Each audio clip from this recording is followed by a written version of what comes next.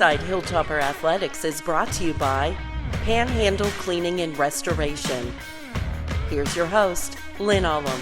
Welcome to Inside Hilltopper Athletics. This is a special wrestling edition as our squad prepares for the regional. Wrestling, it's obviously a long season, a lot of travel, and I'm joined by head coach Danny Irwin, one of the more accomplished coaches, I think, in the country.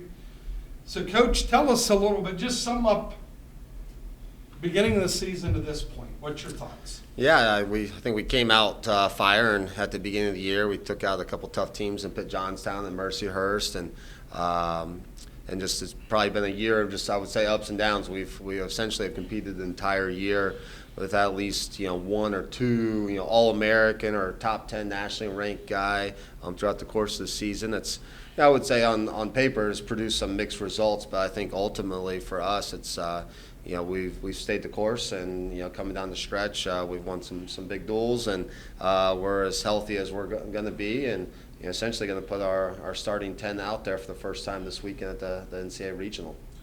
Your experience as a head coach, for people watching this that may not be as in tune with collegiate wrestling, the injuries play a huge part of this sport. It's not like you can hide weight classes. In basketball, somebody goes down, maybe you're replacing them with a subpar defender or offensive players. You can devise schemes to hide them.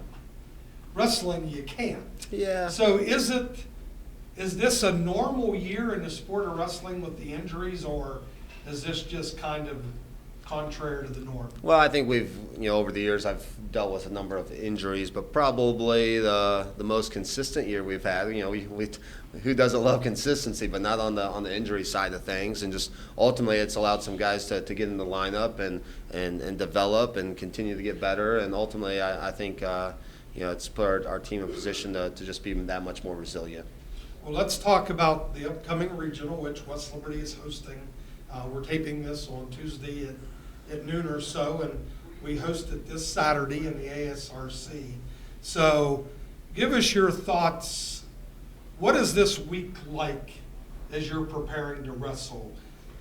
Is it same old, same old? Do you back it off a touch? What do you do? Yeah, I mean, we're tapered down.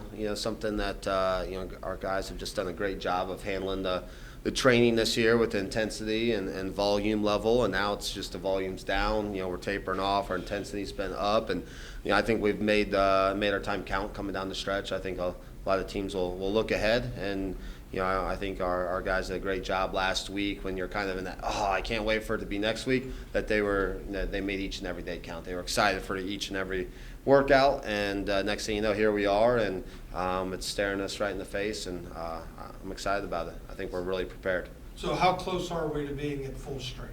Well, we are. I mean, it's something that and at the end of the day, it doesn't matter. On Saturday, you could have undefeated this, that, everything. You got to have your day.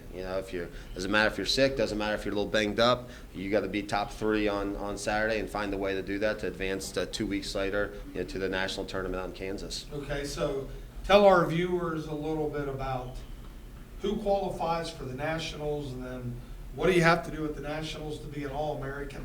Kind of tell us about the wrestling culture. Yeah, so this weekend there's 6 regionals across the country. They'll take top 3 at each weight class. Essentially, especially in a region like ours, you're gonna have to win 3 to 4 barn burners, whether that's 3 through the front side or wrestling that consi semi, potentially on the back side and getting yourself into that 3rd place match. Then top 3 go. They'll reseed the national tournament with the 18 qualifiers that are in the bracket, and then essentially you got to win 2 to 3 matches on Friday, maybe 4 if you got a rat tail, to then All-American, and then on the second day of the national tournament, only the final 8 of the All-Americans in each weight class are competing that day. So when we wrestle this Saturday, and this is an event that we've dominated the last several years, who out there is a threat? Who will be competing? And you don't have to go into incredible depth, and you don't want to give bulletin board material, but who are the prominent teams Yeah. We'll be facing. Well, I think probably that's the interesting thing about a regional this year. I think every team's had its kind of ups and downs with some injuries, but Ashland's came on strong. They got a really good lineup top to bottom. Obviously Lake Erie's been right there with the horsepower that they have, and Glenville State. They won the Mountain East Conference, and they got a good crew of guys. And then outside of that, you got a number of teams that they have 4, 5, 6 really good guys that are going to provide some fireworks for Saturday. Okay, so explain again to maybe the casual viewer how this is so different in other sports. So you look at Glenville won the MEC this year. So people could be watching and say, well, if Glenville won it, why are they not the favorite to win it? And I'm not saying they are or aren't, but tell them how the dynamic changes when you get to the regional. There's more depth in weight classes. Explain that in layman terms. Yeah. So now, unlike I would say conference, and this tournament's big. We have I think 11 teams or 12 teams in our NCAA regional, and now there's a ton of depth, and ultimately that I would say the best teams are gonna shine, and Glenville being one of them. That you got to bring 8, 9, 10 place winners, and if you don't bring 8 or 9 the 10 place winners on Saturday, you're not going to be the team at the top. Ultimately, at the end of the day, as much as we want to win super regions, and we've been fortunate enough to win 3 in a row, that at the end of the day, we're going to walk out smiling, and we get our crew of guys through to the national tournament that gives us a chance to compete for NCAA team trophies and ultimately a national team title. And I'll just expand on that a little bit.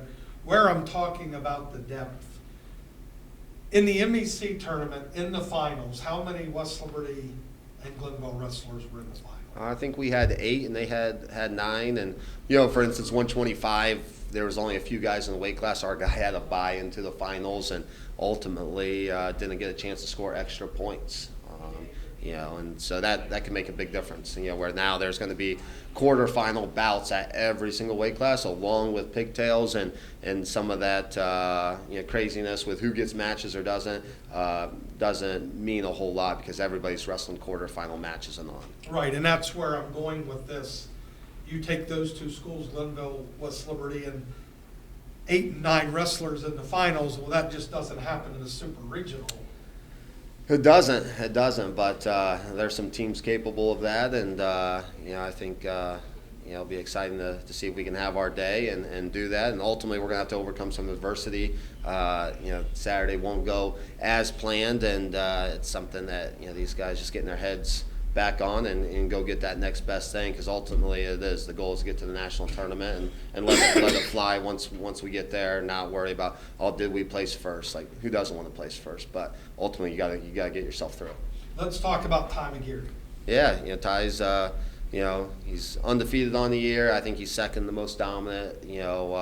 Rankings. That's a statistical category, and ultimately something our sports info team's done a good job of putting out there to keep our fans in tune. But hey, we got some big matches coming up. He's should have a familiar opponent this weekend in Daniel Beamer from Ashland, who's been a 3-time All-American, and has traded matches with Ty. They both have beaten each other, and they've had some doozies over the years, and Saturday could be no different. Defending national champion. Yeah, defending national champion, and but not the defending regional champion. He got second last year, and that's exactly what we just talked about. That this weekend's important, but getting yourself through and then peaking at the national tournament's all obviously the biggest goal. Okay, tell us where the nationals are. Wichita, Kansas.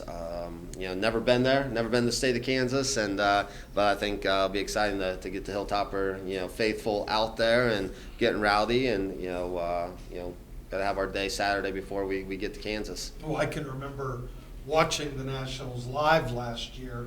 The announcers were talking, this feels like a home meet for West Liberty because there's so many fans there. So talk a little bit about how you came to West Liberty.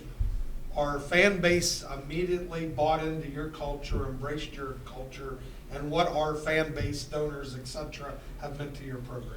Yeah, I mean, that was a big thing that not only embracing kind of my vision, but also that I had shared vision in what our alumni wanted, that they want to be the best, on and off the mat, and they've supported us tremendously. And, it's something that I think is one of the neater things that I've experienced, that the amount of alums that we have travel to the national tournament, knowing that, the national tournaments in Kansas, that you already got alums, hey, make sure you got a T-shirt package put together for me. I can't wait to see you guys. A number of alums are going to be here this weekend, and I think it just shows our current guys like, hey, this is what it looks like. This is how important this time of their life is, and how they can give back, how they can support down the road, and be that next great Hilltopper. The last podcast, I believe we talked a little bit about the proposed new wrestling facility. So remind our viewers a little bit about that, Yeah. where that's at. Yeah, so we're continuing to, I would say, bring in checks and support on that facility. Our Bobby Douglas Wrestling Complex is going to house all our wrestling facilities, our Coach Monsell wrestling room, Coach Price locker room, and we got some other naming rights, and we're continuing to pick up steam there, and it's exciting. We're working on what a display is going to look like for Coach Douglas to really embody his lifetime, and ultimately it's going to give us more mat space. It's going to make things more functional for our men's athletes, our women's athletes, and just really be a great place for our athletes to come in and train, rehab, get better, and I would say just have a first-class experience on and off the mat, which is right at the top of our list of goals. Give us a quick update on women's wrestling. Yeah, so we're picking up more and more commits and signees, and maybe next time we jump on, whether it's the national tournament, we can talk about some of those signees now that they put pen to paper. But we're picking up ground there. We're also in the midst of the application and getting ready to start the interview process for a head women's coach, and just some of those little details and what that program's gonna look like, and just it's super exciting. The amount of support that we've got now in the state of West Virginia and just the region, that this is going to be much like the men's thing. They're going to get good quick, and the type of people we've already locked in. It's exciting to know what they're going to bring to the table, and how much fun it's going to be working with dedicated student athletes and just great people, great families.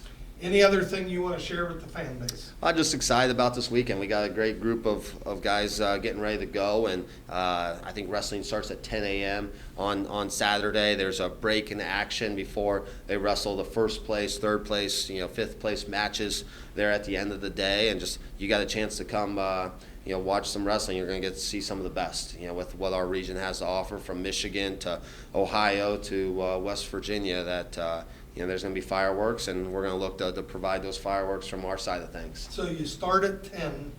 When do you think, just give me a ballpark, when the finals? Yeah, I would think based on past years that we'd be looking around like 4 o'clock, somewhere in that time range, that we could potentially see those finals. And like I mentioned earlier, our sports info team does a good job with updates and results. So if you can't make it early, just look to check on Instagram or Twitter or the page, and they'll be posted results, so you can kind of see where it's at. So if you got to time it right to make the finals, make that third place bout, and see these guys punch their tickets to the national tournament, that you can be up here, because it'll be another special day. Last thing, just for the viewers out there, Flow Wrestling covers, correct? Yep. And you have to have a subscription. You gotta have a subscription. Yep, something that you can. I believe now you can do a one-time off, like 1 month.